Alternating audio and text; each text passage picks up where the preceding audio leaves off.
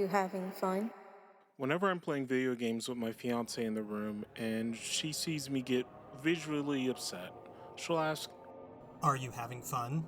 This for the most part is a loaded question birthed from her watching me years ago playing a game, turning it off, and loading a comfort game. She asked back then, why did I turn it off? I explained to her for the most part, games are supposed to be fun, and at the end of the day, if I'm not having fun, I can always just stop. Within these last few years of games I've picked up, especially on my Revenge of the Soul series Episode 2 Electric Boogaloo, title pending, Chase has asked me this multiple times, watching me get very clearly more and more upset. Are you having fun? Beating the game for the first time, I've written down my initial thoughts of no, I'm not having fun. I don't actually know if I'm playing a Souls game at this point. Most of my own history in this game before playing it again was from other people's perspectives. Whether it was YouTube videos or talks with friends, or just watching my own brother play the game when I go visit him. Is this supposed to be fun? I personally don't subscribe to challenge automatically equaling fun. It's not my philosophy of what a game is supposed to be to me. A game to me is an experience that either brings me back to enjoy more or remember fondly because I won't have that again. I can't replay Journey a second time and expect it to change my worldview like it did the first time. I can't watch Goofy die, not really, in Kingdom Hearts 2 again and remember what it felt like when I was 8. Memory is a tricky thing and already something I struggle with personally, so I found myself questioning over and over and over again, am I having fun? I don't know. Which is the part that has worried me the most. My biggest fear that crept up when playing these games solo and then later playing the Elden Ring co-op mod is no. The most fun you're ever gonna have was in Bloodborne, because your friend was there. He made these experiences fun because we did them together. Then it was fun doing that again a second time by yourself, because he gave you the faith to believe in yourself. He took off the training wheels and pushed me forward, and sure, we didn't do all the bosses together, and I fought some experiences completely solo. But if I'm fully kitted from info he gave me, can I ever actually claim I was successful on my own? This goes into an even deeper rabbit hole where I might be using this reference wrong, but did he accidentally Flowers of Algernon me? Now that I have the confidence in my capability, will I ever have that moment of triumph in these games again? Did I eat a 3-star Michelin meal and forget that McDonald's is food? Am I having fun? I don't know. All I know is I beat this game. I beat this game so hard, I did it twice. Wow. I don't even know what I'm writing at this point. I came away with some opinions and I'd like to discuss them. But before that, we should talk about the rules of this go-around. A big point for my Dark Souls Remastered review was that I had help. Like a lot of it. I wasn't getting over the same humps as other people, and my deviation from the path set by my friends was basically zero.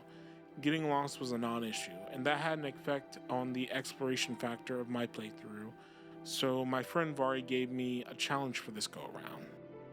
No outside help, no friends to comment or guide through areas.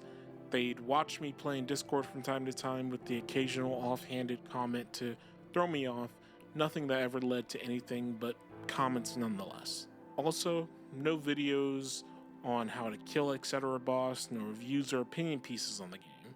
Near the end, I'm going to briefly talk about the H-bomb review of the game because before actually playing and beating the game, that was my biggest influence and take on Dark Souls 2 as a whole. building most of my original opinion off said video. Which, guys, if you for some reason love or hate Dark Souls 2 after watching me play the game and talk about it for, please actually go play the game. But that's an aside. Also, this should go without saying, but I'll say it anyway and state it a couple more times in the video. This is strictly my opinion on the game. I'm only speaking from my own experience with it. There is a certain rhetoric with this game, and I haven't even at this point of writing the script found where I want to place this game in my current rankings of the Souls series I've beaten. But with all the rules and prefaces out of the way, let's talk about the run. Is this... Are people committing in here? Oh no! Oh no! Oh no! I decided for the second run I was going to lean into magic. Outside of Elden Ring, I've never really touched stuff in the games I've played or beaten. I'm a simple man, I get big sword, I do big sword bonk, we all win. This proved extremely reliable in this game because for the most part, you kill one boss, make a trek through a short but kinda eldritch horror type of area in the game, and you have a fairly low investment but great weapon for the rest of the game. But I didn't have this, and with all my footage being for my second playthrough, I made a different type of route. My main idea was to just exhaust the path until I had to take a different one. This shows an area that Dark Souls 2 struggles with in comparison to Dark Souls 1. Instead of being areas that naturally loop into each other at the start, there are a few paths that can join, but for the most part, they are 4 straight lines that run perpendicular to each other. If we were playing Dark Souls 1, this would be a horrible step backwards. But we are playing Dark Souls 2, with fast travel baked into it from the start.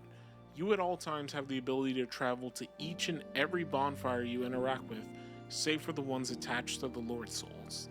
This is a development I think I'm overall happy with, but only makes me curious on a world without it working this way.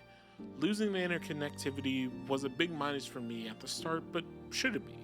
In comparison to my favorite game, that being Bloodborne, it essentially is one straight line path that does have deviations, but for the most part they lead back to either the main path or lead to a dead end, encouraging you to go back to its hub. DS1, while originally looping into itself, forgets this idea almost entirely in its second half, going from one big circle in a circle, then split off into 4 lines that trail off and forget about each other.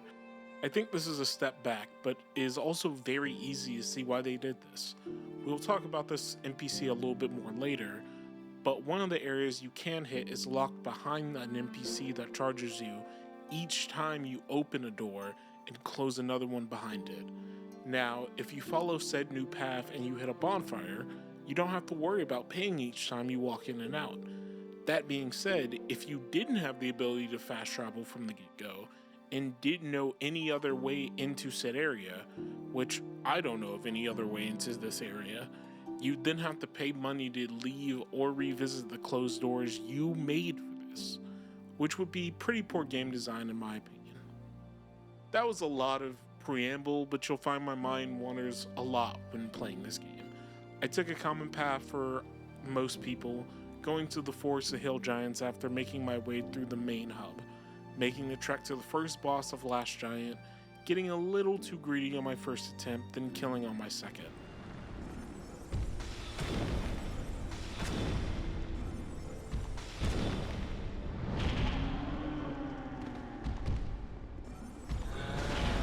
That's crazy, that hit me. I'm just gonna give you some distance, bud.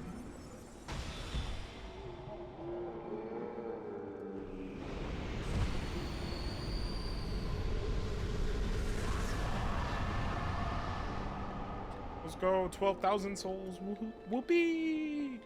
After a quick detour to Hyde's Tower and a Dragon Rider kill, I make it back to the original path and kill Pursuer after a couple attempts. Don't worry, bud, I'll see you again soon. After evading some enemies I didn't kill, I made my way to a bird's nest, catch a flight to Lost Bastille. I fought Pursuer, again. I met Lucatiel, fought some guys, like a lot of guys, and then made my first few attempts of run sentinels. So, a couple of key points. I was overwhelmed pretty bad here. So bad that I'm gonna applaud the game. There's about 2 more areas that I remember struggling with on terms of difficulty. This was the first time in these games where I felt my loadout was a true limiting factor, so I was giving it a decision pretty early on. Option A, get good, which I hate this mentality in games, but it applies here. I could just continue to bang my head against the wall for progress. When I inevitably run out of spells, because that's what happened in this fight, I could just dagger down the remaining sentinels until either they died or I died. Option B, leave. Alright, so after heading back to Hyde's Tower, yeah, of course I left. What were you thinking? I'm not gonna waste 5 days doing this. Anyway, so after heading back to Hyde's Tower, I made my way past the scam artist and towards No Man's Wharf. I then realized I never actually picked up any torches somehow and found the skin versions of the devil's favorite dog. Fuck, not again. Moving on, I walked over to the boss area, killed the flexible sentry, and took the ship to the other side of Lost Bastille, skipping the Ruined Sentinel fight in its entirety, which is applause-worthy and a really nice connection, letting the fight be skipped if you're struggling. At this point for my script, I remember no more times that the map connect this way, but I've linked a VG cartography video about this game in the description to prove if I'm wrong. So after a brief elevator ride, I go and meet Strayed and buy some spells. Then I go into the first Lord Soul fight that I found in the Lost Center. This was still me getting my bearings with this loadout, but I went in as prepared as I could be. I bought some amber herbs and upgraded the starting staff as much as I could at that point. And after a couple of tries, the Lost Center died. Huh. There's still a lot of bosses to talk about, but none of them have the same aura or effect Lost Center had on me at this point.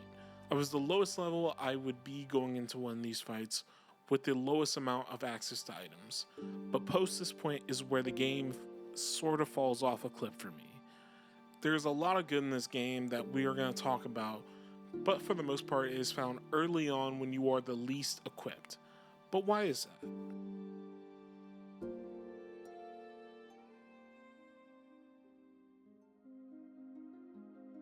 This is gonna be an odd place to take it.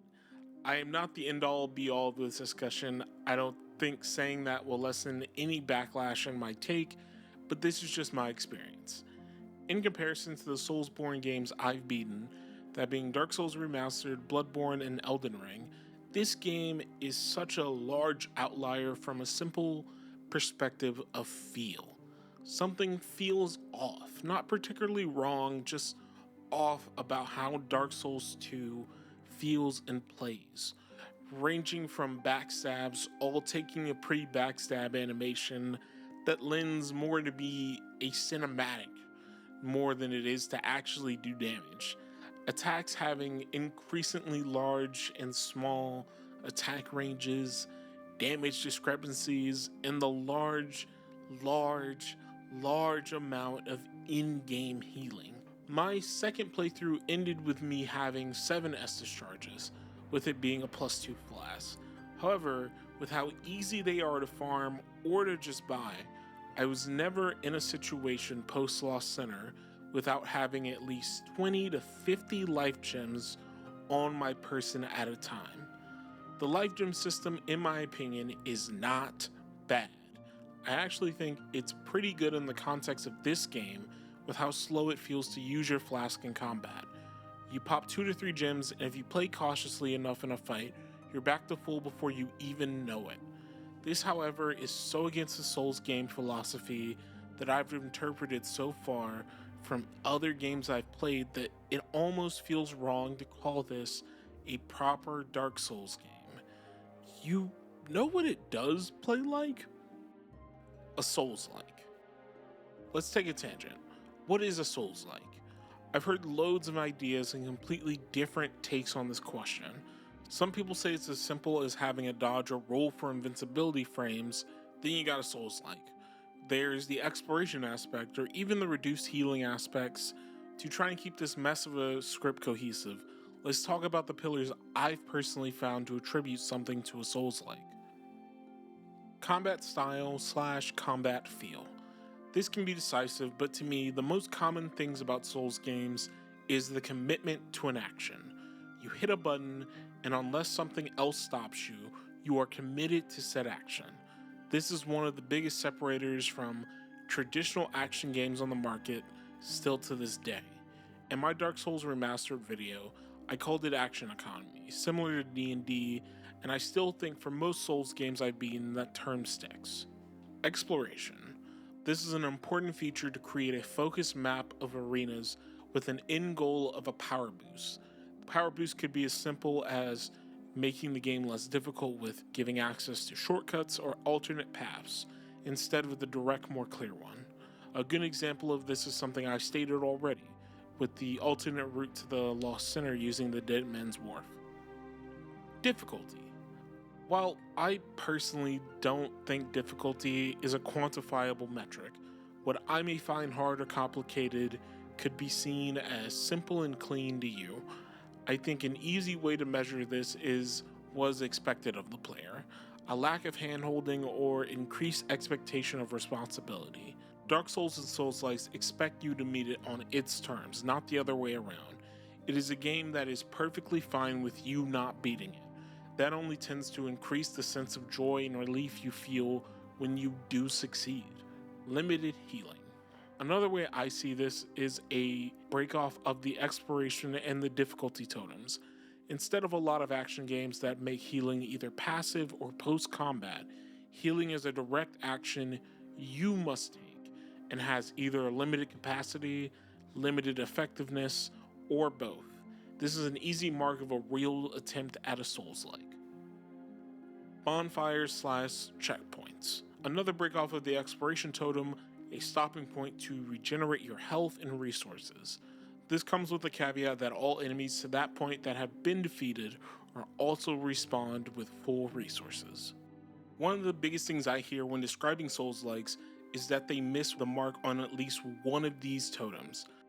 The getting difficulty and healing down pat, but missing the more fine-tuned exploration due to procedurally generated dungeons in games like Remnant 2, or hitting a jack-of-all-trades, master of none with a game like Fly Night that has a lot of Spirit of Souls simply baked into it, but it focuses more on the idea of being a fun game more than a difficult one.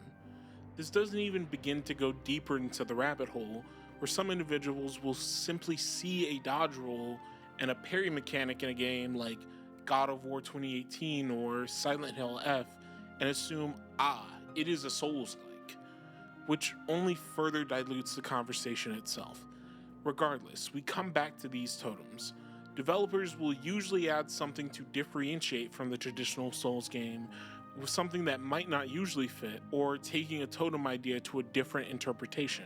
A good example of this is Jedi Fallen Order, having the Force powers as a sprinkling on top of the traditional pillars of a Souls-like, as well as including platformer mechanics to boot. Nioh 2, in a similar vein, shares this with expanded combat and speed, focusing more on the spectacle than the traditional Souls game's combat feel. I want to speak about the two, technically three things that I feel Dark Souls 2 pushes the boundaries closer to a Souls-like than any other Soulsborne game.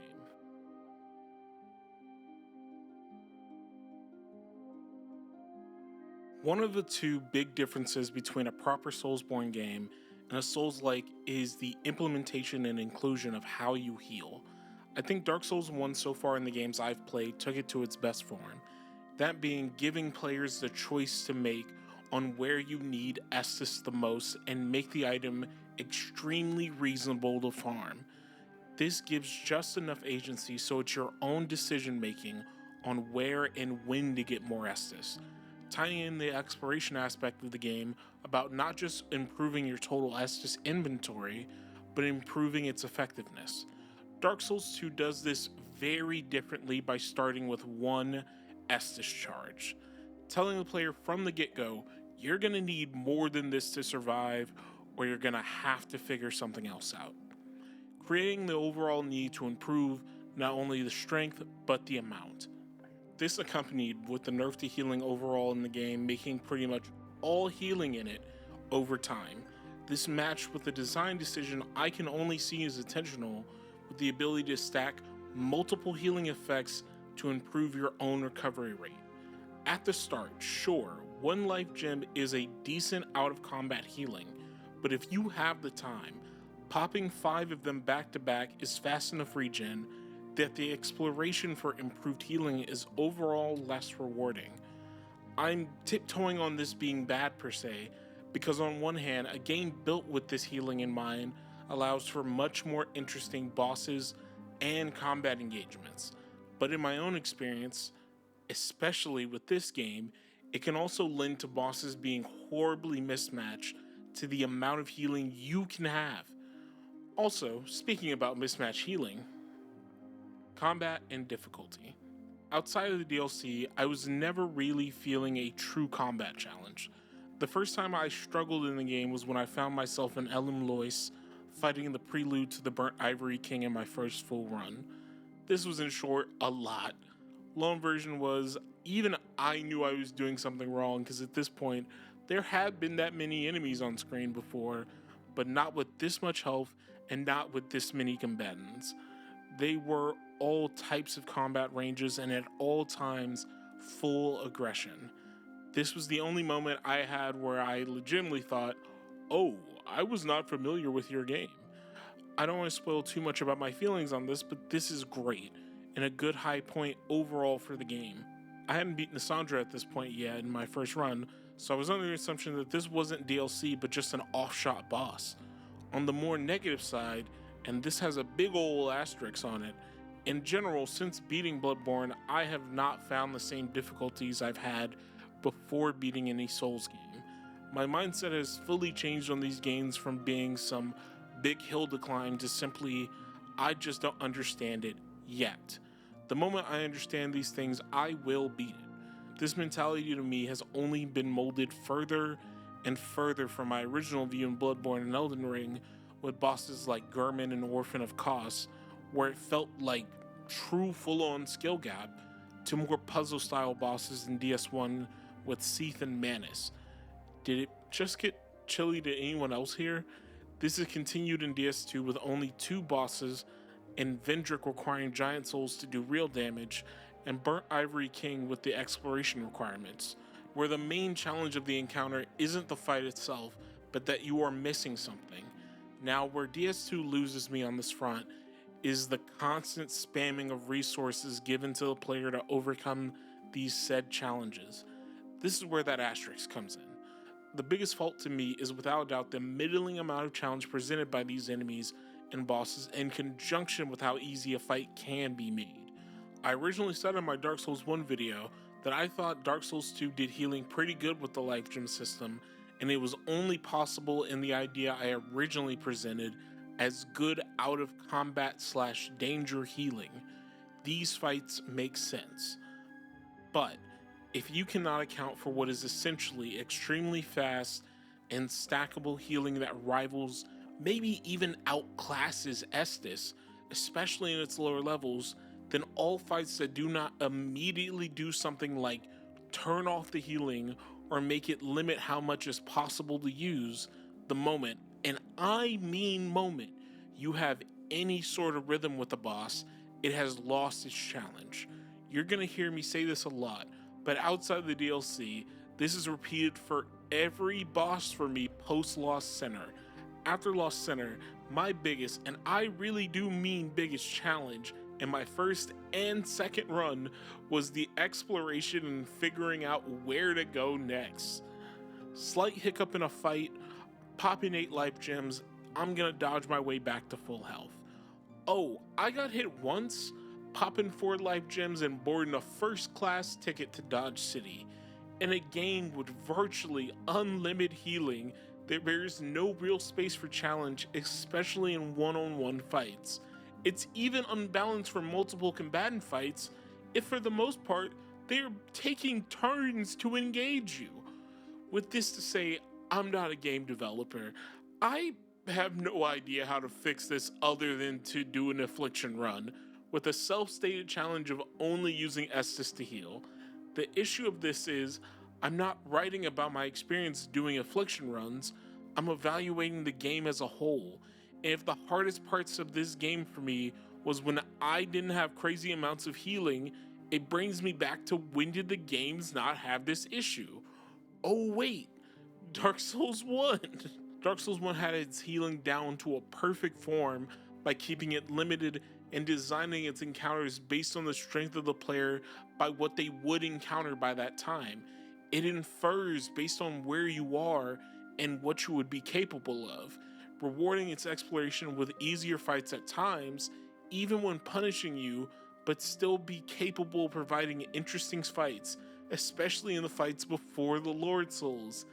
If even comparing the Lord Soul fights of the two games based on the inheritors of the souls of the previous games, I've never had a more grass is greener moment than when popping a bunch of life gems, running to the other side of Freya, and thinking, man, I miss Manus. I now regard this statement as hyperbolic, but still, where do we lose the plot? It could be multiple things contributing to me feeling this way, and I really don't want to attack the low-hanging fruit either. Like, surely the mid-boss for this area isn't one guy that is maybe an above-average spellcaster in his church of low-level mobs you've seen already throughout the game. I can't be convinced that there wasn't a gun to a Deb's head when they designed this boss to include it for runtime. The subpar boss design in combat and overhealing on its own is not enough to say something as a Souls-like. This is something I've strayed away from discussing in the previous Souls video. Dark Souls 2 had a troubled development process. Here's an excerpt from the developer talking about it. Firstly, I'd like to ask Director Tanimura to give an overview of the Dark Souls 2 design process. This was your first role as director, and he had some difficult shoes to fill in those of Mr. Miyazaki, who is really the cornerstone of both the previous entry, Dark Souls, and its spiritual prequel, Demon Souls. On top of that, it was the first direct sequel in the series. Was it as difficult as it sounds? Yes, this game actually went through quite a troubled development process. Due to a number of factors, we were actually forced to rethink the entire game midway into development. We really had to go back to the drawing board and think once more about what a Dark Souls game should be. It was at that point that I took on my current role, overseeing the entirety of the game, including the art direction. To ensure we created the game both we and the fans wanted, it was completely necessary, but it did of course create a problem. We had to decide what to do with the designs and maps that had been created up to that point. Ideally, we'd start again from scratch, but of course we were under time constraints, so instead we had to figure out how to repurpose the designs in our newly reimagined game. This meant everything from deciding new roles for characters to finding ways to slot locations into the world map. This unusual development cycle faced us with an entirely different set of problems, and looking back on the project as a whole, it was at times arduous. Although I'm confident that none of this will be felt by the players, and I'm completely satisfied with the final product. So while I don't think we need to dwell on it too much, in the interest of giving a full count of the development process, it's something we can't avoid touching on. Outside of these factors, my actual last bullet in the chamber for this argument is simple. This man didn't make it. Well, he got a credit at the end as a supervisor. From multiple sources, I was able to find the development of Dark Souls 2 had already started at around the same time Artorias of the Dark Abyss DLC was being developed and wrapped. An original quote I'm working off comes from 4Gamer on an interview about the development of Bloodborne.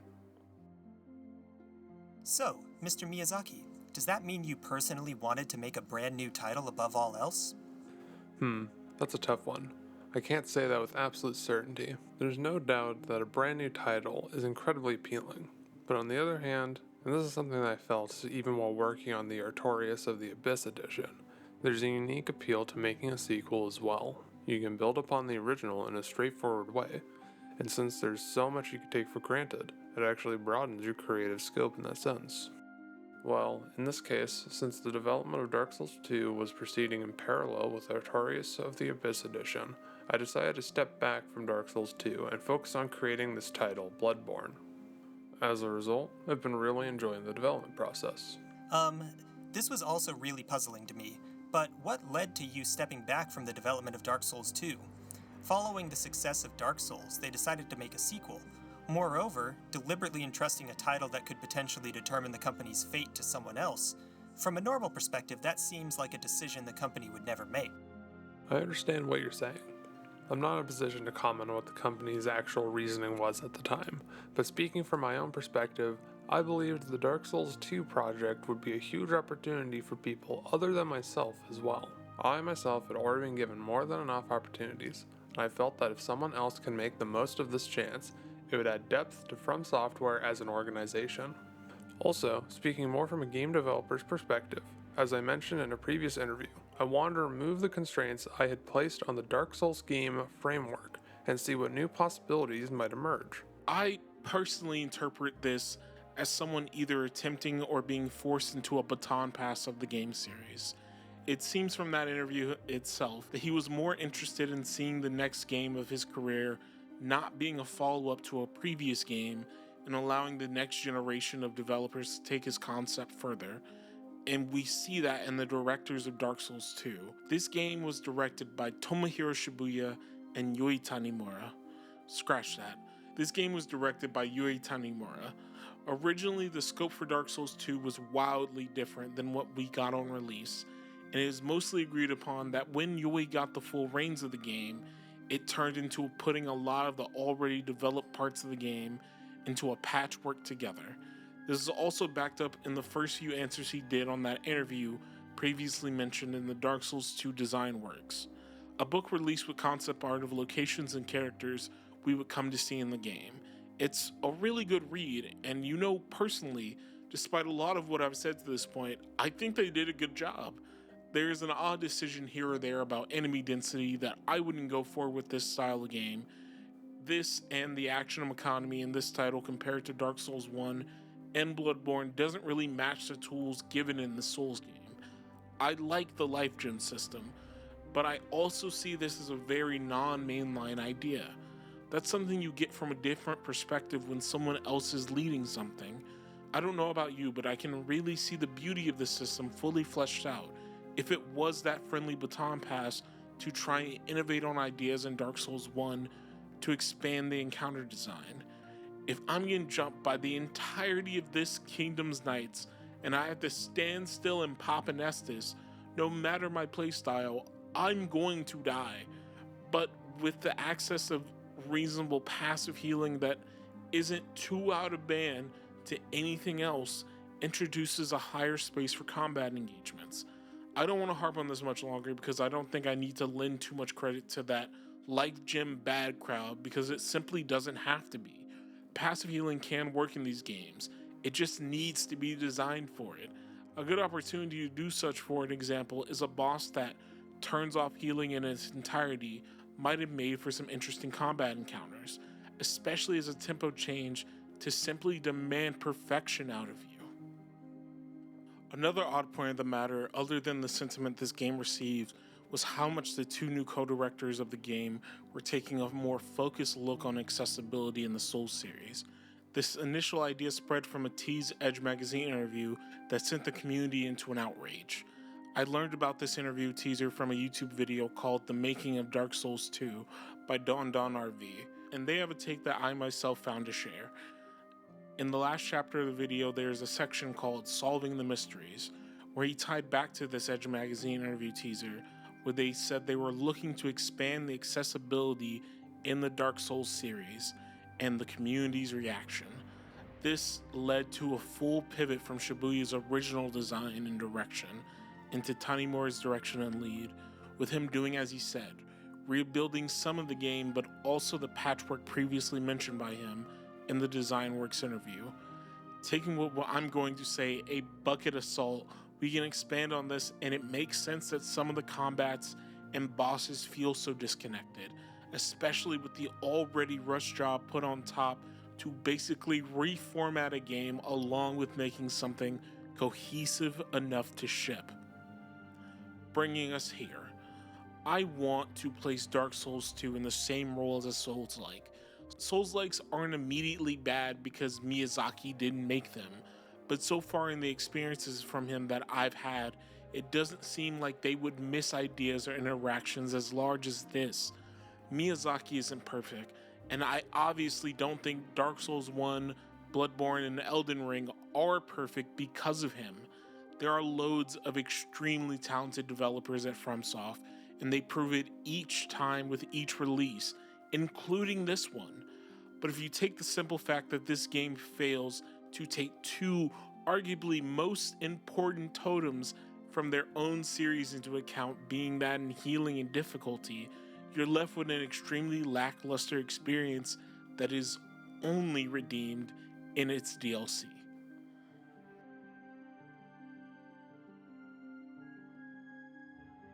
Some additional items to add before we get to the final stretch of this. When first making the trek to Aldia's castle, I found myself in a place of true fear outside of No Man's Wharf with no torch. I didn't mean for that to rhyme. So much of the area feels alive and frightening. Before even entering, I had unconsciously forgotten that mimics were in fact a thing, because at that point I hadn't interacted with one yet in my first run, so instinctively I'm not going to question why someone would just leave an unguarded chest outside for no reason whatsoever and promptly get eaten. Alright, bro. Second run, I know it's a mimic. I walk up to it, hit it with my soul greatsword attack, and get eaten during the recovery animation from the attack. Cinema. Absolute cinema. Another thing to note of my first run was me getting lost. In an earlier chapter of the video, I go over the rules of the first run my friend gave me to see if I'd have an improved experience with no outside help or guides. At the end of my DS1 video, I talked about getting lost in Dark Souls 2. Well, that went on for a lot longer than I'd like to admit. After finishing the 3 easily accessible paths, killing Lost Center, the Rodden, and Duke's Dear Freya, I had absolutely no idea of where to go next. It kinda got bad, and for no reason really at all, the NPC that first sells you miracles in Heights Tower just seemed off to me. So I killed her. Whatever. Anyway, she has access to the item that allows you to go to the last path to progress to the second half of the game. I had no guides, like I said, so for several days my friends just kind of laughed at me for unintentionally locking myself out of a key progression area. Thankfully, there's a mechanic to buy items from people that are dead by basically paying their tombstone to temporarily revive them until the next time you rest at a bonfire. I had eventually run out of ideas and written down a Google Doc of areas to check if there was anything I had missed to that point, looking for fragrant branches of yore to unfreeze more possible NPCs that I might have missed to further progress in the game. Again, it was days and days of this. I think editors felt bad for me because he just kept saying, "Are you sure you checked everywhere?" or something along those lines, not wanting to mess up the challenge.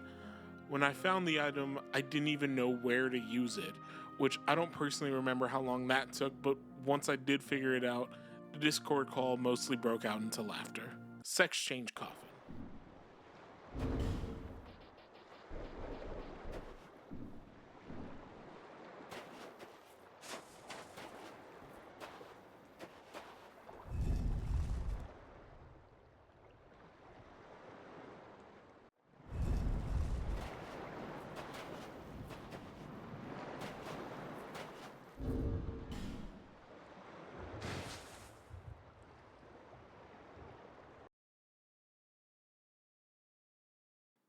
That's the entire note. Thanks, editors. I wanted to speak about the last 4, technically 5 bosses of my journey. This feels more like padding than anything, but it's still a set of experiences I'd like to get over. During my first run after meeting Ancient Dragon, I knew I wanted to fight them. This is really because of the sheer size and feel of the entire location.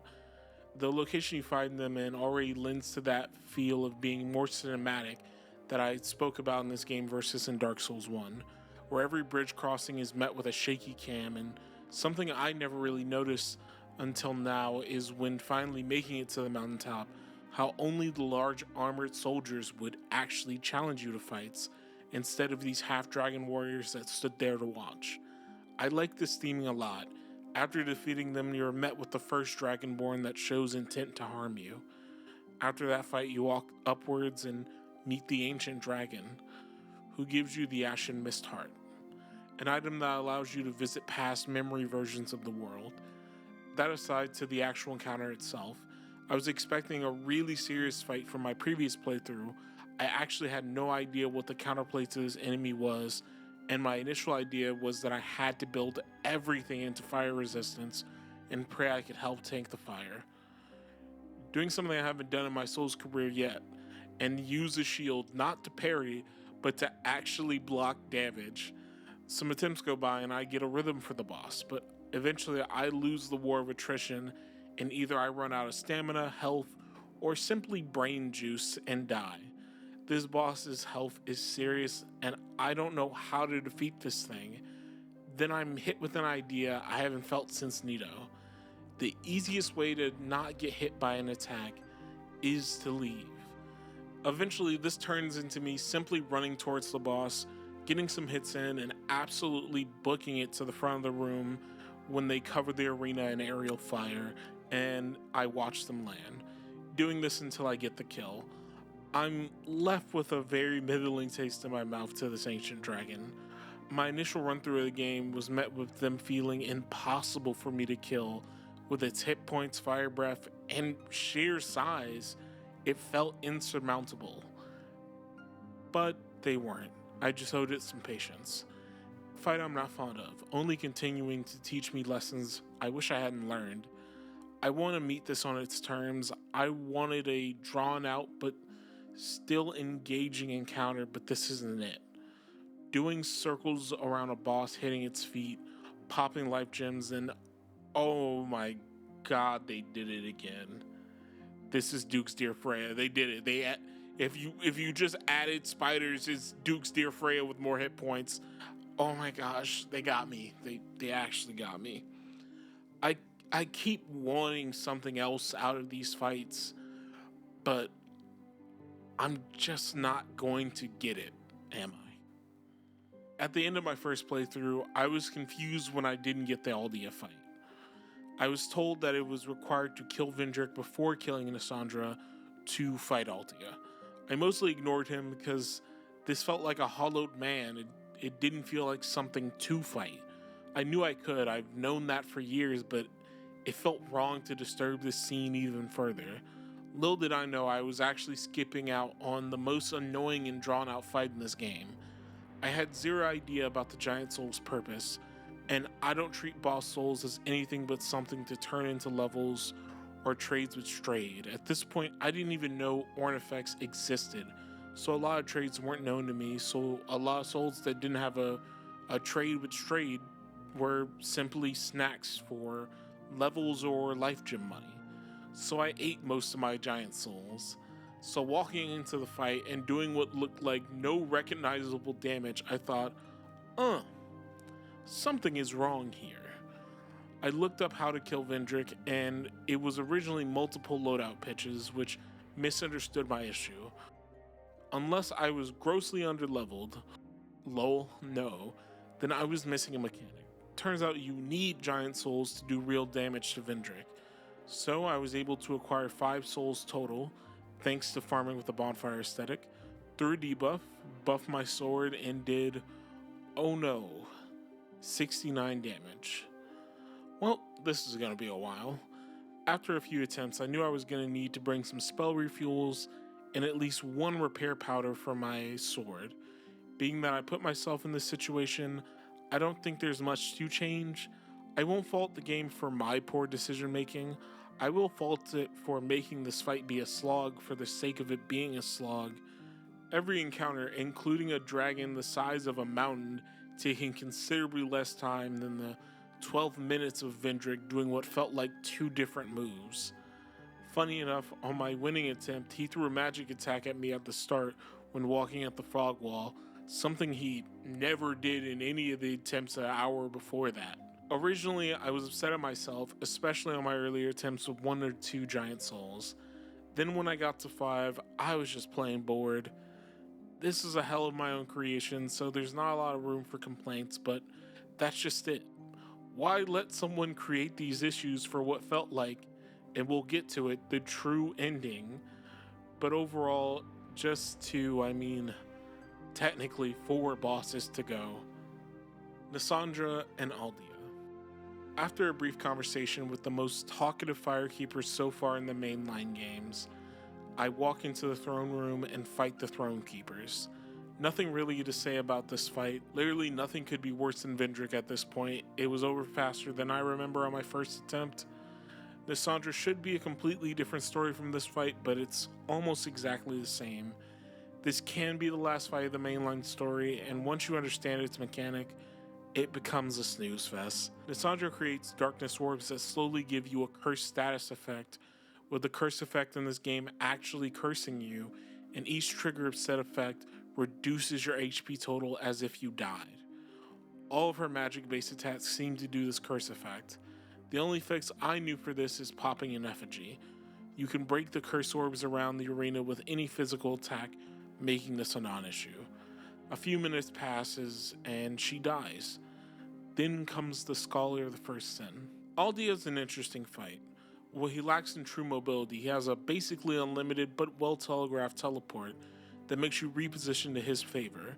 He's a more range fighter than Lissandra, choosing to use these tree-like tentacles in either a line form, like he was casting Lightning Bolt, or using a wide spread of these tentacles sprinkled in the area.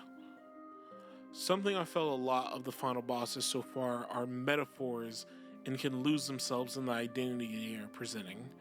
With when we make it to the kiln past all those Black Knights to a king that is less than he ever was, almost as if the legend himself is only that, a legend. The king is no longer, and something we must understand is that what is driving this being hasn't fully been there in years, if not centuries. This is pretty much hinted to in the world itself, that everything before was already crumbling, held together with string and band-aids. I was extremely let down by the fight due to how easy it can be made, but that doesn't mean it's horrible. Narratively, this makes sense, how you would find Gwen, and the fight has changed to me retrospectively. With Drangleg, it's quite a different story, especially in its end. I'm not going to pretend to be a lore expert, so appreciate this as what it is. Me spouting. This castle built on the remnants of giants using vessels and souls to power their machines, a visage of a queen that never was, a king that did what he could so he wouldn't die a puppet, and the king's brother playing a regretful role in something that just seemed to get out of control. The disconnect between my assumed lore and gameplay is a lot of that. Lissandra dies, Aldia loses his physical body, and then he watches. He watches us with the power now in our hands to reset the cycle or make a different choice. I walked out of the room, deciding not to continue the story, whatever that might look like. I don't know if that was the right or wrong decision, but it's what I chose. Whatever happens now, that's up for the world to decide.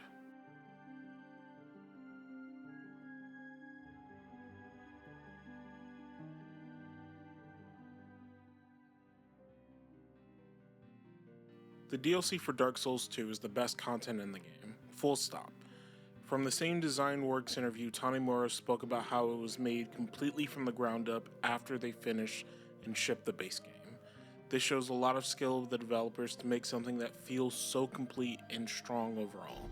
I've been a detractor so far for the base game for not taking the player strength into full account for encounters. The DLC does this really well, and post finishing the base game, I didn't know what to expect, other than what I had already experienced in my first playthrough when I found myself in El Malois.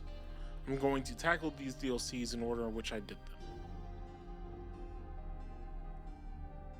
Crown of the Ivory King. On approach, I get a simple message. No, bro, it's fucked here. Leave. Surely it couldn't be that. Oh god, what the fuck is that? On a serious note, LouisF is at a first glance similar to a path towards his Lord Soul.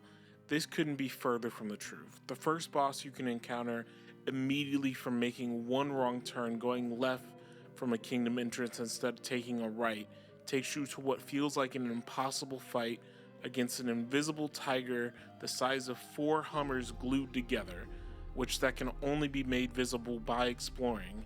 This seems like a one-off, but it's instead a prequel of what's to come.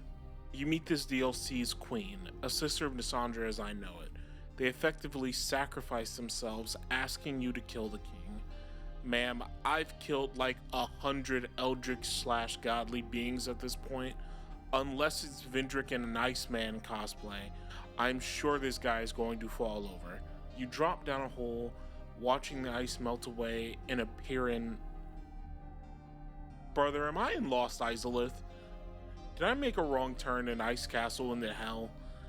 It's a heartfelt battle, but before you know it, you are surrounded by burnt knights with a smattering of ranges and combat styles, spellcasters, heavy hammers, and more. It's just you and your trusty knight. Then they fall.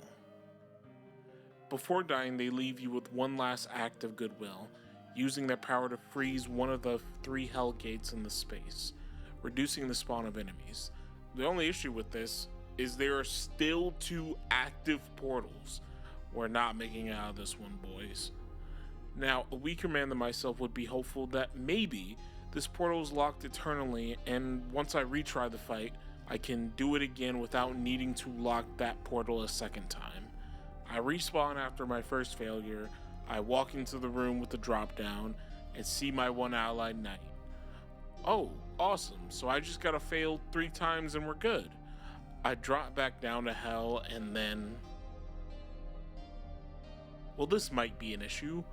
I do this for an embarrassing long amount of time before having an internal thought of, I'm not this bad. I have to be missing something. That's what I notice. When you walk into the room, there are 4 chairs, and my knight stands up from the chair before jumping down to fight. There are 3 total portals, so there has to be at least 2 more knights for the fight. And you know what? It's like 10 to 20 guys down there. If they're jumping you, you might as well jump them. Something I conveniently left out is the exploration aspect takes a completely different direction in this dungeon. On first approach, the area is mostly frozen over, leaving a lot of mobs, chests, and pathways originally blocked. Now, after the queen's sacrifice, the entire arena is much more free and open to explore. Once a path is fully exhausted, you are usually rewarded either with more weapons, upgrade materials, and almost every time, another knight. This fight went from feeling impossible with 1 knight to feasible with 2 to beatable with 3, eventually leading to all 3 portals being sealed. The Burnt Ivory King isn't a pushover either, with or without help from his own army, reminding me a lot of Nito, but playing more like a king. Someone who shows his strength and how he leads in combat, requiring proof each time you try to engage him that you are even worthy of fighting by defeating wave after wave after wave of his own people. Then a thought popped up. There are only 3 portals at the bottom, but there are 4 chairs at the top. Surely there isn't a 4th knight somewhere I forgot to oh my god. This is amazing. Well, umpteenth tries the charm. I walk in, my army versus their army, and then we won. This was amazing to me.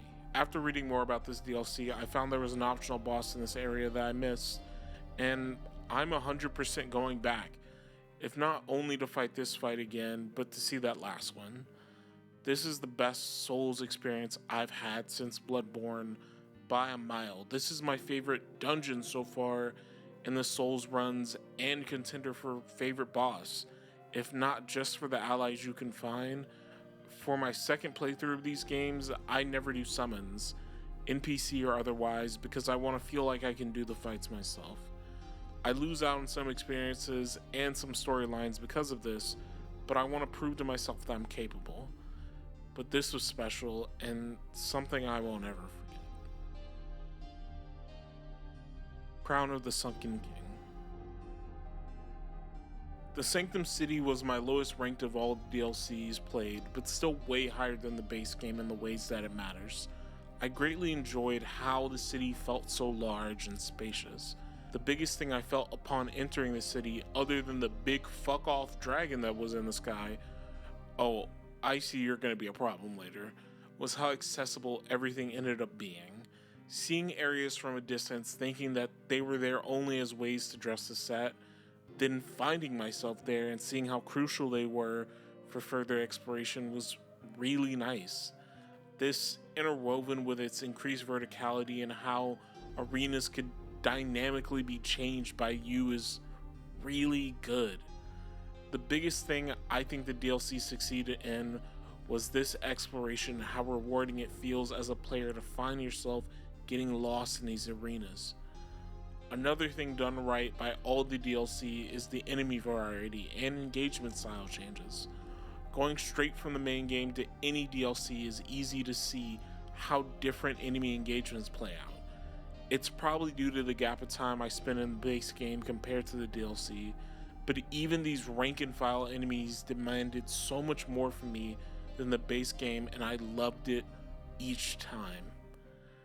Now, I only engaged with 2 bosses in this DLC, and that plays out the same for the rest of them. Not on intention, just how it played out, as other than finding out how to access the DLC, I revert back to all my previous rules on no guides and no help. The first of these being Elena, a minion summoning boss. Getting a rhythm with her was pretty simple at first. She was much more competent than the last mage I mentioned, with her first summon being these golden skeletons, and instead of letting them take all the aggro, she would only push the fight further and further, using more aggressive spells and tactics, ending in me losing my first encounter. Alright, I take more caution in my approach and get through the first wave of skeletons. Thinking she's going to go for a slightly upgraded approach, she summons a copy of Felstat, who's a little more chunky than I was expecting him to be for a random summon. Her mix-ups and physical attacks plus her summons give her so much more room and strengthen her toolkit, giving the fight just this feeling of overwhelmingly high adrenaline I loved. My only complaint about this fight is wanting a more middle-of-the-road summon in between Felstat and the 3 Goonie level skeletons. Maybe for balance reasons, it makes sense for it not to overload her with attacks, but she's still a great fight, but nothing like the last one. For a second after her death, I thought I would have to leave the arena to go explore in another area, and then the stone wall behind her opens to a cave into a tight tunnel with a bonfire and another boss fog wall.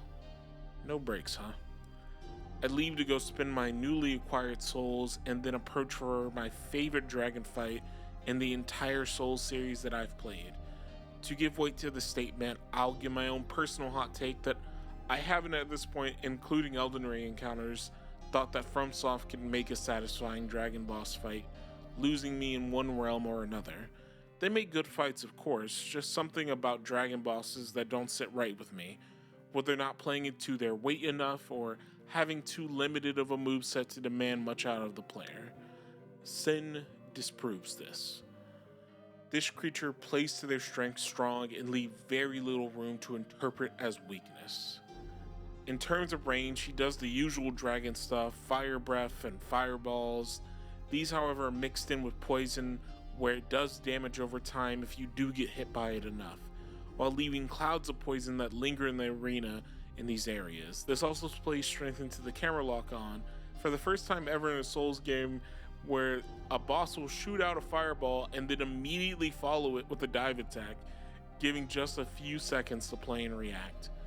The up-close combat is no slouch either. I love the early fake-out attacks, almost as if they were throwing out feints to goad you into dodging early. No notes.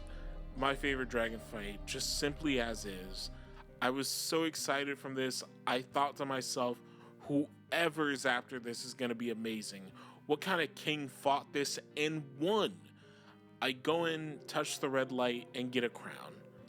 I will admit I was a little disappointed in this moment. I was praying to fight one more boss after all of this due to how good it felt, but that doesn't deter from the 2 amazing fights I had, before the thought came to me. It's not fair for me to deduct score from me headcanoning a souped up king in my head to follow that dragon. Crown of the Old Iron King.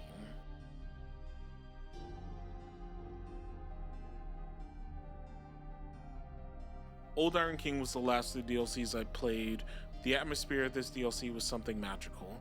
I keep saying it, but just all these spaces for DLC content just amaze me. I walk in and find the main mechanic for this DLC being the smelter wedges. Occasionally you'll find a fiery idol that will spawn from the ash scattered throughout the entire location, that empowers the enemies with improved resilience and damage, covering them in ash. Using the smelter wedge, you can interact with the idol, disabling these enhancements.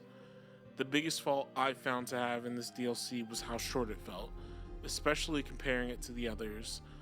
I ended up spending around a total of 4 hours in this DLC, compared to the 12 I spent in LouisF and just under 6 hours I spent in Shulva, with majority of my time spent fighting Fume Knight. A smaller but still something to mention thing about this DLC, while I appreciate the overall difficulty spike in comparison to base Souls encounters, this DLC had an overcrowding problem. I think this is done to somewhat better account for the infinite healing spam possible in the game, but even with me having just gotten a better second-hand melee weapon with the big bonk sword, the enemies are just so many that any attempt of trying not to get jumped felt like a pipe dream. I found I was making better progress in areas not fighting anything I couldn't 1 to 2 shot and booking it out of the area in its entirety.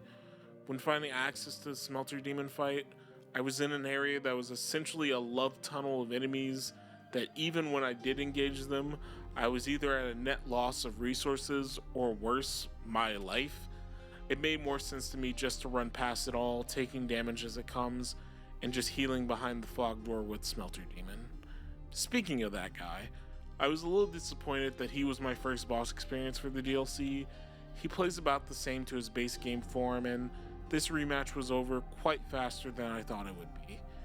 He does have some increased stats, it seems, being able to withstand my much further along character, about the same to my previous attempts earlier in the playthrough. I don't have really much else to say about this fight, but I do want to talk a lot about this last guy. Arriving from a short elevator ride down, I stepped towards something that looks pretty odd to describe. It appeared to me almost like a misshapen igloo made out of ash.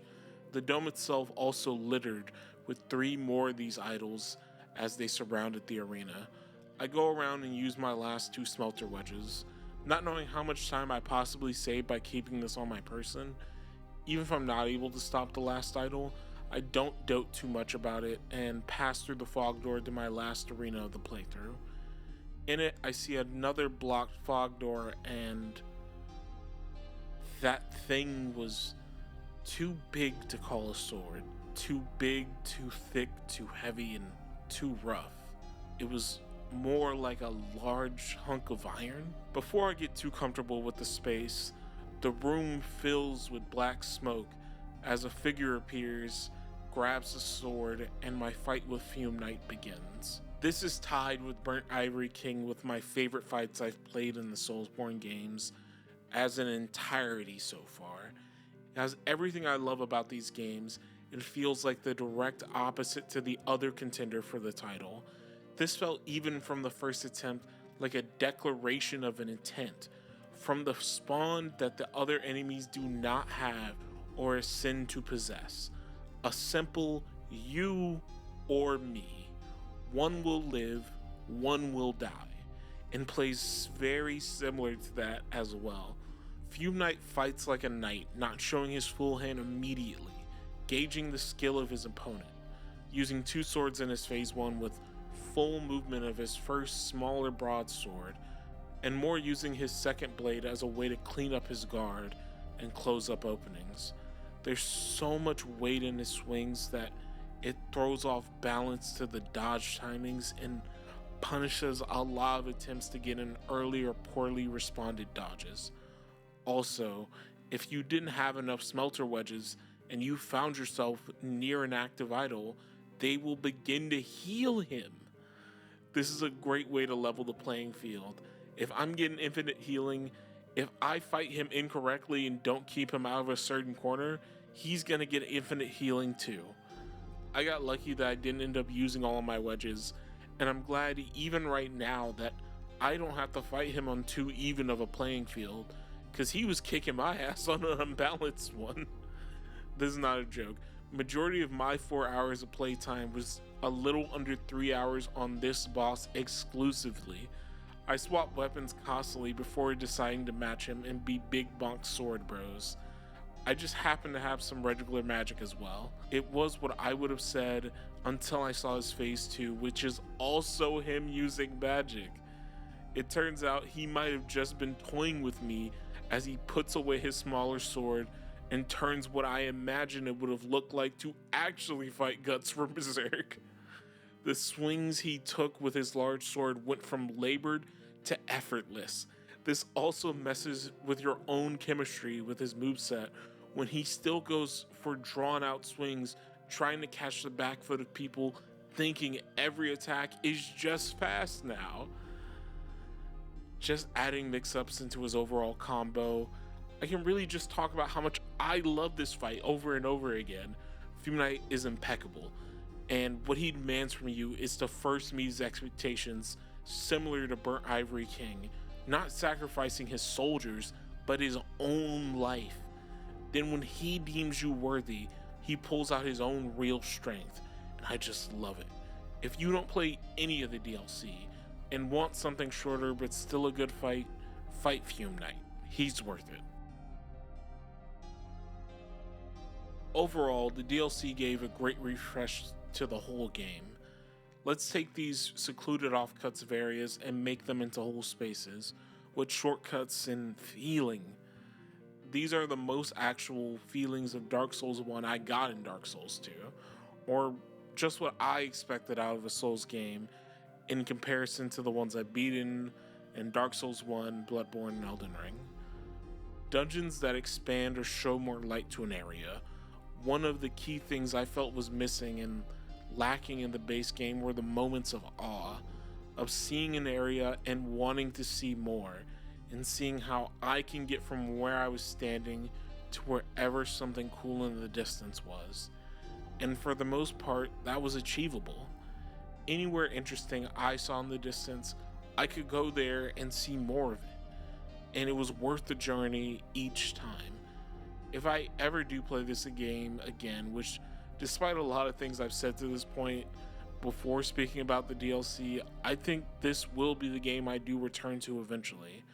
I know it's going to be on a different build and playing all the DLC over, catching the bosses I did miss because I know I missed at least a few. If this is what the team can do not working on a patchwork, I want more. I want more Fume Knights, I want more Sens, I want more Burnt Ivory Kings.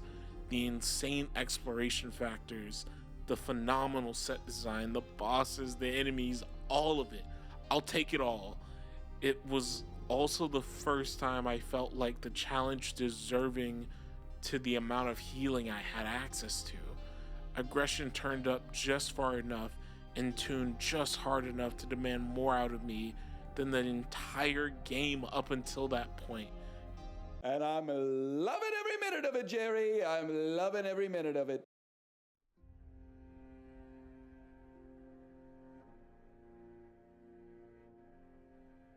Briefly in the introduction, I say a lot of my experience with the game has been as a viewer.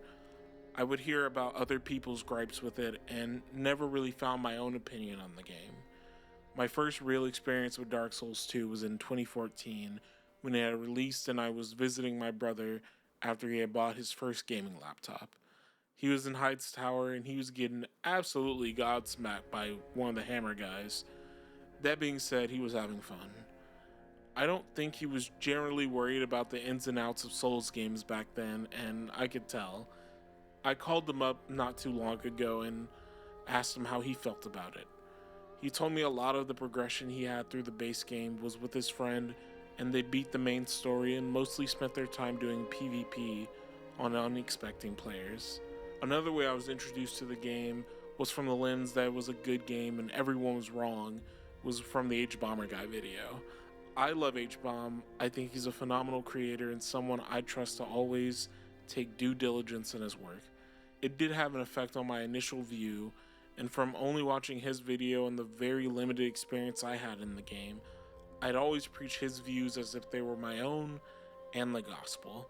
I still believe this title is at bare minimum still overly hated, especially after settling in my current Souls-like view that this game really only bears the name Dark Souls in title, where I think if it was shipped by any other developer, even the same team with just a different title in its current state, the online sentiment around it would change completely.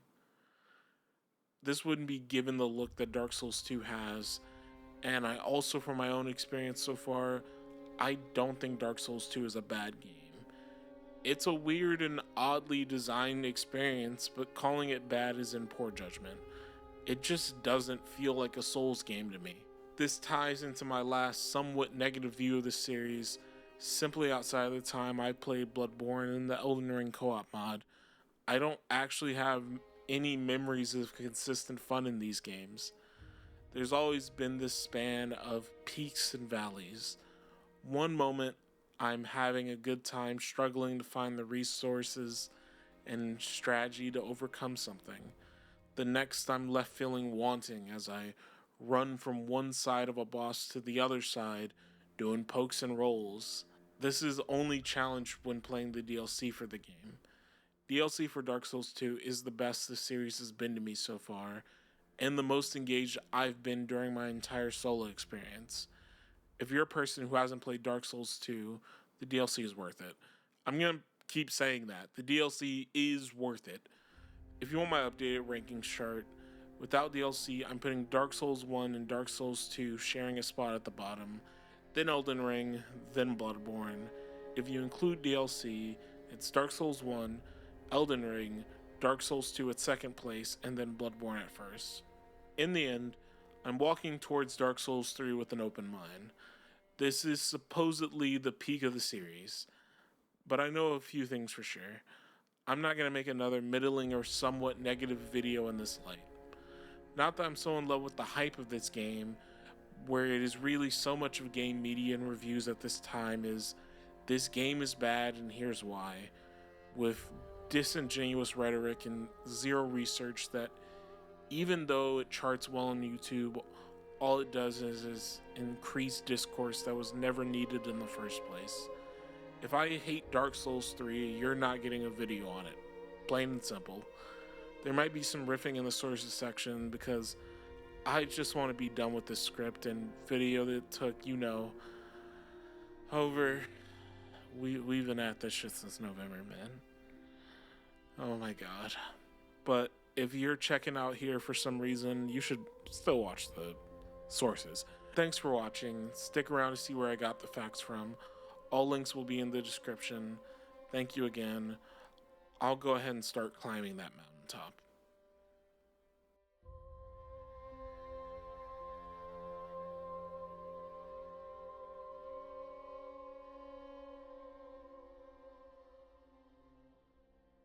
I really never know how to end these things.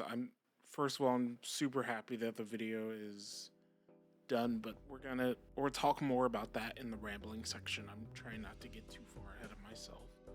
This is the only scripted part of this. Everything else is just me kind of going off feels. Just gonna go through and make sure all my proper areas and articles are used or referenced in this video are properly cited. Each time a direct line is used from an article or video, there would have been a pop-up. You would have saw it either in your top left corner or near the bottom for music. For the Souls-like conversation itself, I got most of the totem ideas as an amalgamation of these articles, all of them linked in the description, so thank you to Vlad Mizenko, most iconic features of a Souls game, Alfredo Robello, what is a Souls-like, Katya Ryabova, I think I'm saying that right, what is a Souls-like game, Video Game Dictionary, what is a Souls-like, There was no, as far as I believe, there was no individual author mentioned for this article, but all of them will be linked in the description. I directly showed it on screen, but another wonderful article I was reading was Ashley Bardhan, who wrote for Games Radar, that's a Souls-like. That line was really cool and I loved it. But the name of the article is Games Radar Plus. You have a dodge. People are like, that's a Souls-like. Thank you to Don RV for making the making of Dark Souls 2 video. That was a tongue twister. I was really curious about the history of the game, and it was the most in-depth piece of media, especially with really good and easy to follow timeline of events. I only mentioned the solving the mystery sections of the video, but it was a great video overall. It's definitely a great, almost beats to study to video of just information after information, and if you're interested in learning what actually happened during that time, if you weren't around like I was, then that is the place to go. I got my translations from the DesignWorks interview from Barnard Translation website, a fan translation site I found for multiple mentions as the best online translation of the interview. I wish the interview was translated for the English version of the book, but this is one of the best resources to learn more about the development of that game. I translated the 4Gamer interview twice, once with my web browsers, auto-translate, and a second time using DeepL. Seeing no egregious differences between the two, I went with the one that kept the most consistent translation in my browser, not really wanting to personally publish something with AI, no matter how small. I wasn't able to find a translation of the interview anywhere online, but I've linked it in the description in its original Japanese form for people to read.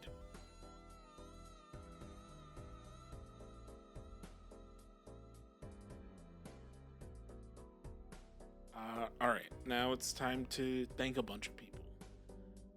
I want to say thank you to all my friends who contributed and helped push me to make this video.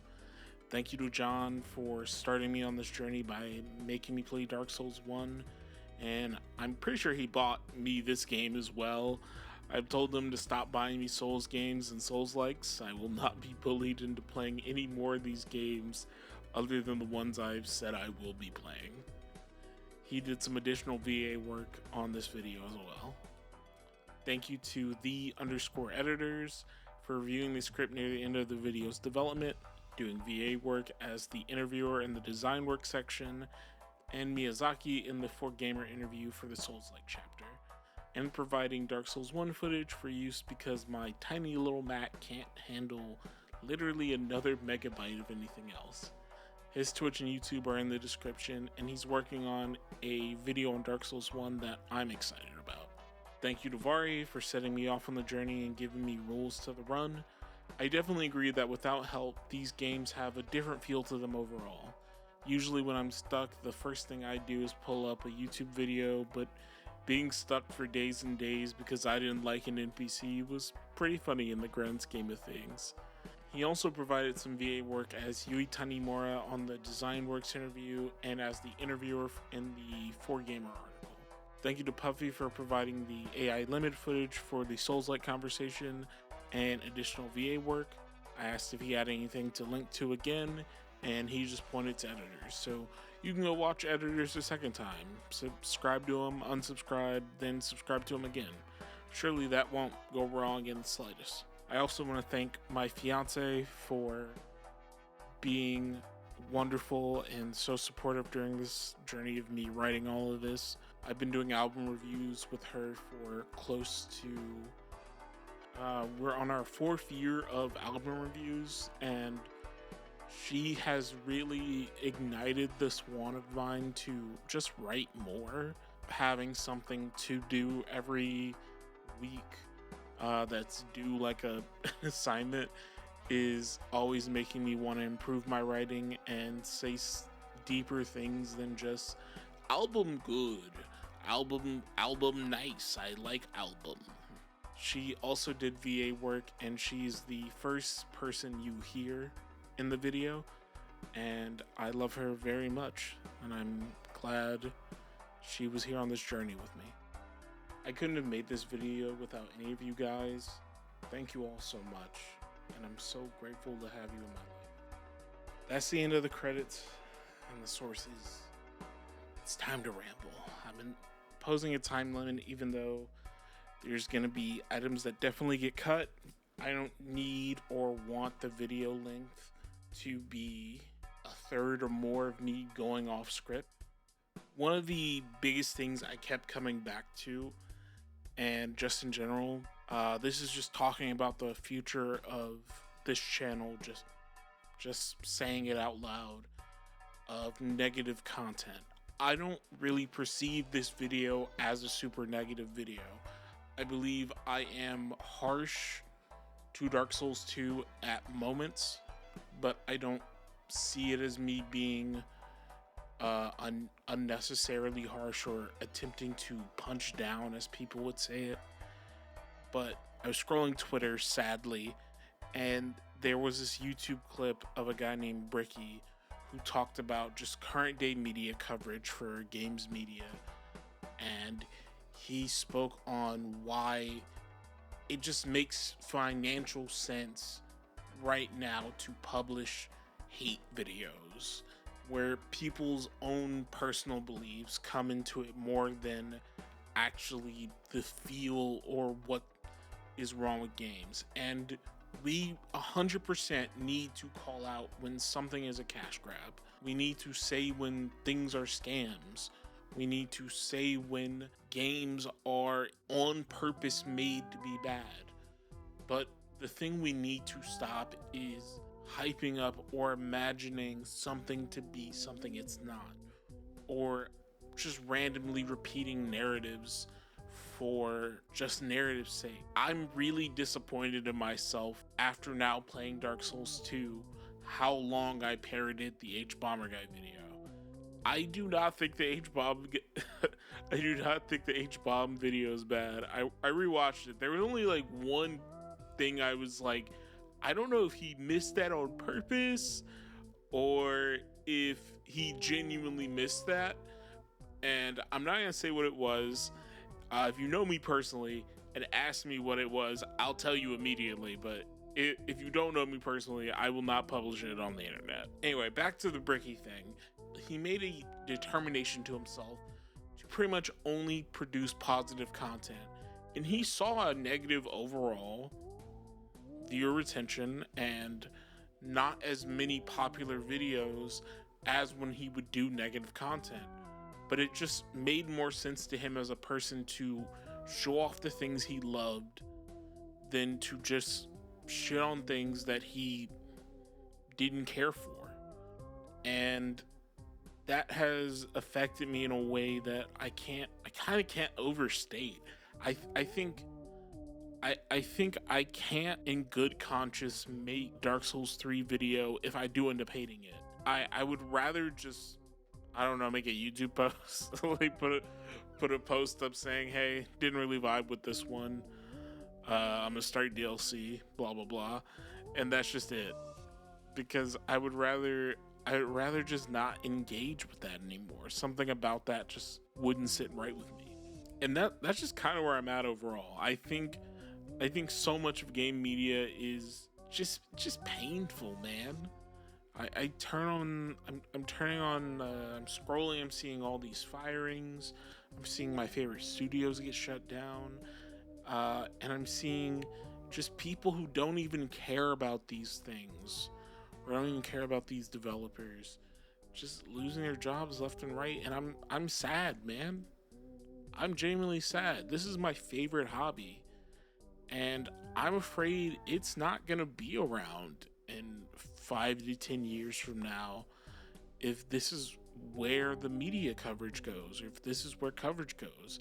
I think we're in a really bad and dark time, and right now the things that make me happy is hearing how much someone liked a game.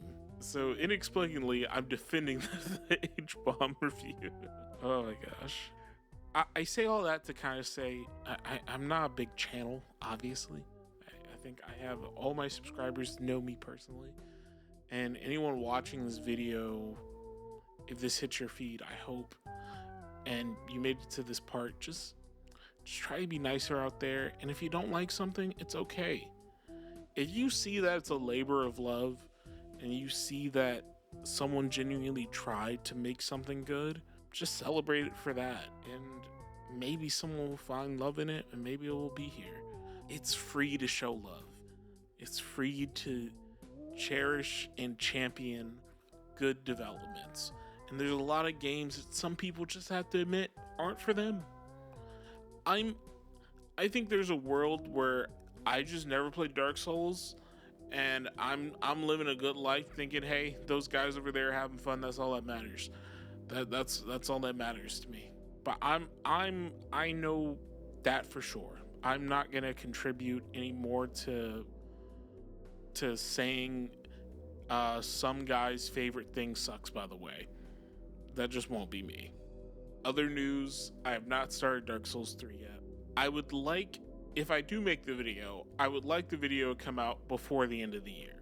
That is my goal. I would like the video to be done before the end of the year. If that doesn't happen, I'm not saying we're cooked, but we might be cooked. This video is also like just barely edging on too long. This is the longest piece of content I've ever made. It was draining. It's the most words I've written down. Oh my gosh, how much was the total count? I think it was like, adding the credits, I'm just under 12,500 words. So we're probably well over that, which is the most I've written down just in general notes since college. So this was a lot, man. this was a lot. And this video's been in the works since, oh my gosh, since November. It's been in the works technically before even that, because I had to do the first playthrough, and then I had to play it again.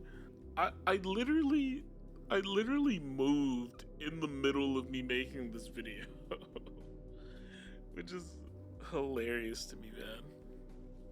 Absolutely hilarious. There was actually a world where I thought I'd be done in 2025. There was really a world where I was like, yeah, I'm gonna knock this video out in like 3 months, and we're gonna lock in. Every month up to this month, I was pretty much saying, yeah, video coming out this month. We're done. I'm just racing to try to get this done, and I'm praying I do. I still have to record background footage for this, but who knows, man? I might just put some like, I might just put like a Balatro game in the back. If you ate to this far, thank you for watching the video. If I've earned it, you can like, subscribe, you can dislike. I think that still affects the algorithm. Leave a comment telling me why I'm wrong and why Dark Souls 2 is technically the most Souls game ever existing. Tell me your opinion on it. I would love to discuss it in the comments. I'll try to respond to every comment. That's pretty much what I did with the Dark Souls 1 video. And who knows? Praying I don't see you guys in 2027. That's what I'm praying. Thanks again for watching. See you again later.